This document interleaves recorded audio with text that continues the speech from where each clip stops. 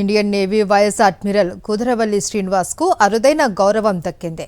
అసాధారణ సేవలకు గుర్తింపుగా అతి విశిష్ట సేవా మెడల్కు అందజేశారు రాష్ట్రపతి ద్రౌపది ముర్ము. ఢిల్లీలోని రాష్ట్రపతి భవన్లో జరిగిన రక్షణ అవార్డుల ప్రదానోత్సవంలో శ్రీనివాస్కు ఈ పురస్కారం ప్రదానం చేశారు.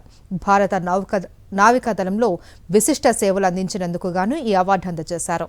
1968లో కృష్ణా జిల్లా నిమ్మకూరులో జన్మించిన శ్రీనివాస్ 35 ఏళ్ల పాటు నేవీలో వివిధ హోదాల్లో సేవలందించారు.